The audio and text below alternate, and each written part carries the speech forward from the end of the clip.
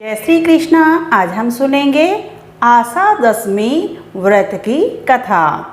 माता च पार्वती देवी, पिता देवो महेश्वर, बांधवा शिव भक्ता च, सुदेशो भुवन त्रयम्।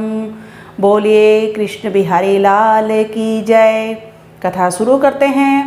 भगवान श्री कृष्ण कहते हैं, पार्थ, अब मैं आपसे आशा दशमी व्रत की कथा एवं उसके विधान का वर्णन कर रहा हूँ।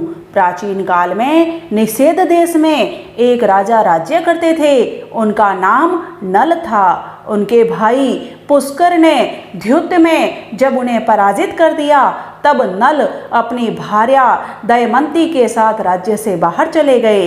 वे प्रतिदिन एक वन से दूसरे वन में भ्रमण करते रहते थे। केवल जल मात्र से अपना जीवन निर्वाह करते थे और जन शून्य भयंकर वनों में घूमते रहते थे।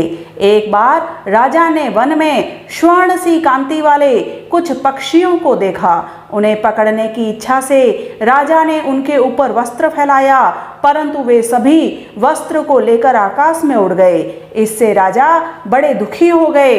वे दमयंती को गहरी निद्रा में देखकर उसे उसी स्थिति में छोड़कर चले गए। जब दमयंती निद्रा से जागी तो उसने देखा कि नल वहां नहीं है। नल को न पाकर वह उस घोर वन में हाहाकार करते हुए रोने लगी। महान दुख और शोक से संतृप्त होकर वह नल के दर्शनों की इच्छा से इधर उधर भटकने लगी। इसी प्रकार कई दिन बीत गए और भटकते हुए वह चेटी देश में पहुंची। वहां वह उन्मत्त सी रहने लगी। छोटे छोटे शिशु उसे कौतूहलवश घेरे रहते।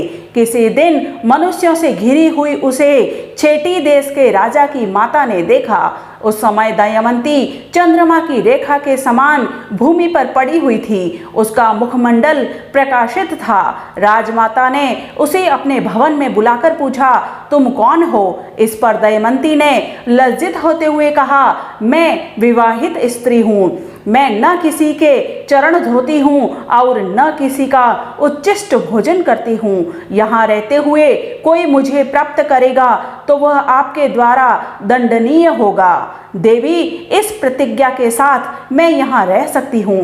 राजमाता ने कहा, ठीक है, ऐसा ही होगा। तब दमयंती ने वहां रहना स्वीकार किया और इसी प्रकार कुछ समय व्यतीत हुआ और फिर एक ब्राह्मण दमयंती को उसके माता पिता के घर ले आया। किंतु माता पिता तथा भाइयों का स्नेह पाने पर भी पति के बिना वह अत्यंत दुखी रहती थी। एक बार दमयंती ने एक श्रेष्ठ ब्राह्मण को घर बुलाकर उससे पूछा, हे ब्राह्मण देवता, आप कोई ऐसा दान एवं व्रत बताएं जिससे मेरे पति मुझे प्राप्त हो जाए।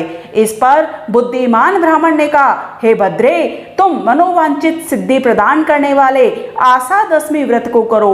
तब दमयंती ने पुराण वेता उस दम नामक पुरोहित ब्राह्मण के द्वारा ऐसा कहे जाने पर आशा दशमी व्रत का अनुष्ठान किया।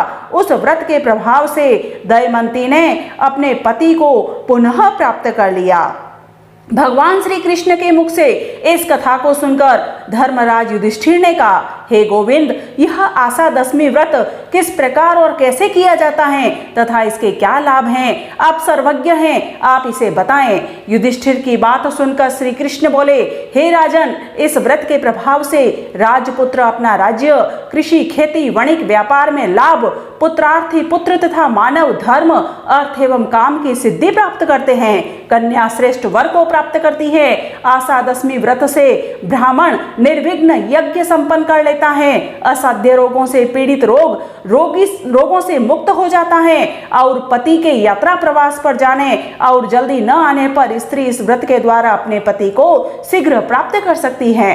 शिशु के दंत जनिक पीड़ा में भी इस व्रत से पीड़ा दूर हो जाती है और कष्ट नहीं होता। इस प्रकार अन्य कार्यों की सिद्धि के लिए इसी आशा दशमी व्रत को करना चाहिए। जब भी किसी को कष्ट पड़े, उसकी निवृत्ति के लिए इस व्रत को पूरी श्रद्धा और सच्चे मन से करना चाहिए।